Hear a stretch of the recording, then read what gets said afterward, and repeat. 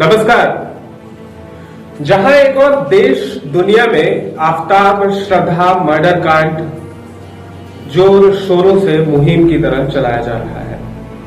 इस मुहिम में आफ्ताब के विरोध में और श्रद्धा के समर्थन में कई सारे लोगों की आवाजें बुलंद हो रही है। वहीं कुछ लोग ऐसे भी हैं जो इसे जाति मजहब के नाम से जोड़कर देख रहे हैं। अब इस घटनाक्रम में क्या क्या कहानी बनी है, ये सारी थ्योरी पुलिस के माध्यम से, प्रेस के माध्यम से लोगों तक पहुंचती जा रही है। लेकिन आज हम आपको एक ऐसी कहानी बताने वाले हैं जो कहानी एक सिरफिरे की है। एक ऐसा सिरफिरा जिसे शराब नहीं मिला तो उसने गोली मार दी। आफ्ताब श्रद्धा मर्डर कांड जब देश में जोर शोरों से चल रहा है, ऐसे में इस कड़ी को याद करना भी आपके लिए जरूरी है, क्योंकि जो भी इस प्रवृत्ति का व्यक्ति होता है उसके मानसिक और शारीरिक तनाव को ध्यान में रखते हुए जाति धर्म मजहब की जो विवेचना होती है उसे एक नया आकार नहीं दे सकते। कहानी है दिल्ली की। 1998 के 29 अप्रैल का दिन था। जेसिका लाल नाम की एक बार वेंडर हुआ करती थी। जेसिका लाल मॉडलिंग करती थी और फिल्मों में जाने का उसे शौक था। उम्र अधिक नहीं थी, लगभग 23-24 साल की उम्र थी और उसे मॉडलिंग और फिल्मों में जाने का जो शौक चढ़ा था, उसी खर्चे को कम करने के लिए और अपने बेहतर जीवन यापन के लिए वो बार वेंडर का काम करती थी। 29 अप्रैल 1998 के दिल्ली के टेरामीड में, बार का नाम है टेरामीड, वहां वो काम कर रही थी। सुबह से ही उसकी शिफ्ट थी। रात के लगभग 11 बज रहे थे। 11 बज रहे थे तो मतलब वो अपनी पैकिंग कर रही थी। पैकिंग कर रही थी घर जाने के लिए, क्योंकि उसका समय खत्म हो चुका था। उससे पहले जितने लोगों को जो सर्व करना चाहिए उसने किया, अपनी सारी जरूरतों को ध्यान दिया और जो उसकी एक भूमिका होनी चाहिए वो निश्चित तौर पर उसने पूरी की। लेकिन वो रात जो थी वो उसके लिए मनहूस रात थी। पूर्व में एक केंद्रीय मंत्री हुआ करते थे और काफी दिग्गज थे। नाम था विनोद शर्मा। विनोद शर्मा की पहचान भारतीय राष्ट्रीय कांग्रेस सहित भारत के विभिन्न पार्टियों में एक अच्छी छवि वाले नेता की थी। भारत के जनमानस का भी उन्हें समर्थन प्राप्त था, लेकिन उनका बेटा जो था वो महा बिगड़ैल कहा जा सकता है। नाम था सिद्धार्थ वशिष्ठ। सिद्धार्थ वशिष्ठ अपनी वैन में अपने 4-5 साथियों के साथ उस टेरामीड बार में पहुंचता है। रात के 11 बज रहे थे। वहां वो शराब की बात कहता है। जेसिका काउंटर पर होती है, लेकिन जेसिका के काउंटर पर होने के बावजूद उसे शराब नहीं मिल पाती। जेसिका ने एक वर्ड में कहा कि मेरा टाइम ओवर हो गया है, अब मैं आपको सर्व नहीं कर सकती, आप कल आ सकते हो। मनु ने उसे 1000 रुपए अधिक देने की बातें कही। मनु वही जिसे आप सिद्धार्थ वशिष्ठ के नाम से जानते हैं।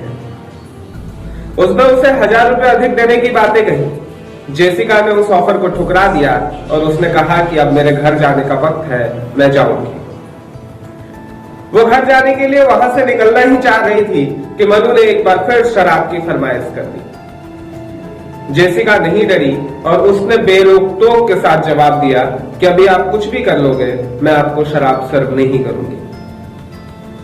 मनु ने .22 कैलिबर की अपनी बंदूक निकाली और उससे एक हवाई फायर किया। जेसिका उस पर भी नहीं डरी और उसने मनु से तीखे जवाब दिए। जवाब में फिर क्या होना था? जवाब में फिर यही होना था कि मनु ने अपना आपा खोया और एक के बाद 3 गोलियां लगातार उसके सिर में दे मारी। जेसिका वहीं बेसुध होकर गिर गई। जितने भी लोग पार्टी कर रहे थे सभी आपस में चिल्लाने लगे।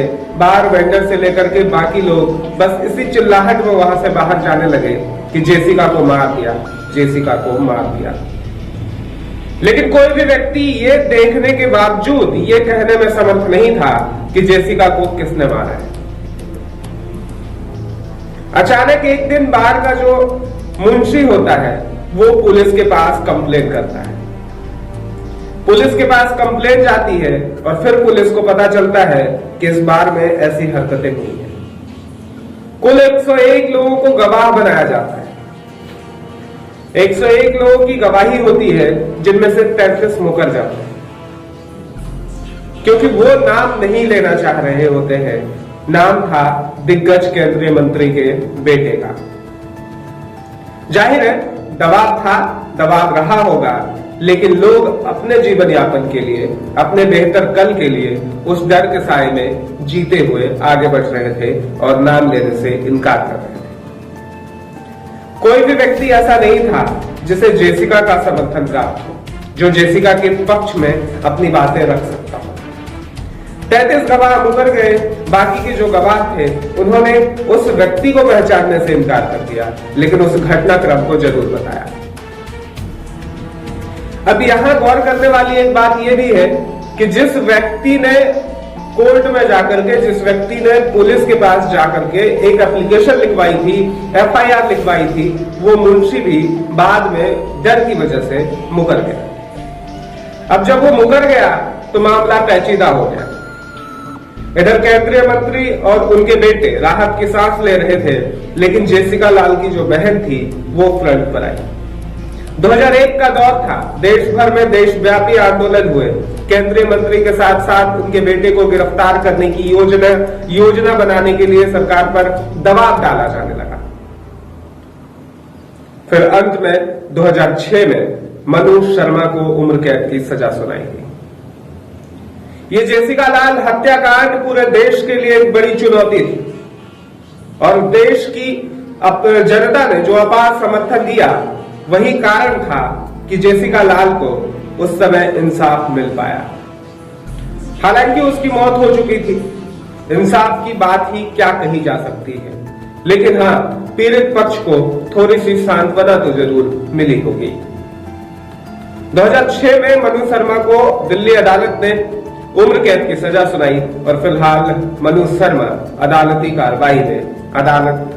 कार्रवाई में जेल के अंदर है, यानी कि सलाखों के पीछे है। जेसिका लाल पर एक मूवी भी बनाई जा चुकी है, समय हो तो कभी देखिएगा। उसमें जेसिका लाल के मर्डर, उसके सपने और उसकी बाकी सारी चीजें बहुत ही अच्छे तरीके से बताई गई है। हालांकि फिल्म है तो थोड़ा बहुत इमेजिनेशन भी उसमें जरूर है। अब दूसरी कहानी पर आते हैं। दूसरी कहानी आफ्ताब और श्रद्धा की फिलहाल चल रही है। अब इसमें आगे क्या क्या हो रहा है ये हम आपको बता देते हैं। आफ्ताब और श्रद्धा के मर्डर मामले में एक नई खबर आई है जो कि दिल्ली पुलिस ने दी है। दिल्ली में जैसा कि आपको पता है कि 20,000 लीटर तक पानी मुफ्त है। ऐसे में आफ्ताब जिस 3 मंजिले इमारत में रह रहा था, वहां अलग अलग टंकियां लगाई हुई थी, तो वहां के जो भी रेंटर थे उन्हें कभी पानी का बिल भरने की जरूरत नहीं पड़ी। लेकिन इस बार जो आफ्ताब का कमरा था उसमें मई महीने में 300 रुपए का पानी का बिल आया है। यानी कि कहने का मतलब यह है कि पुलिस इस थ्योरी, इस एंगल से जांच कर रही है कि पानी का बिल आखिर बढ़ा तो क्यों बढ़ा। अब पुलिस इस बात को लेकर भी शक जाहिर कर रही है कि हो सकता है कि मई के महीने में जब उसने टुकड़े टुकड़े किए थे शव को, तो ऐसा हो सकता है कि उसे धोने के लिए, उसे साफ करने के लिए पानी की खपत अधिक हुई हो। तो ये दिल्ली पुलिस की जांच में एक अहम भूमिका निभा सकता है, जो वो उसे अदालत तक लेकर जाएगी। इधर महाराष्ट्र पुलिस का कहना है कि दिल्ली पुलिस के मामले में वो अभी हस्तक्षेप नहीं कर रही है। बाकी दिल्ली पुलिस जब उन्हें जहां जरूरी समझा जाएगा वहां पर बुलाएगी और जब उन्हें जरूरत होगी तब वो दिल्ली पुलिस को बुलाएगी और इस विषय पर गंभीरता से बातें करेगी। फिलहाल आफ्ताब पुलिस की रिमांड पर है, अदालत में उसे पेश किया जाएगा और देखना यह है कि श्रद्धा वकार को कैसा इंसाफ मिलता है। अभी के लिए इतना ही। बाकी क्राइम से रिलेटेड और खबरें हम आपको देते रहेंगे। गौरव को दीजिए इजाजत, देखते रहिए।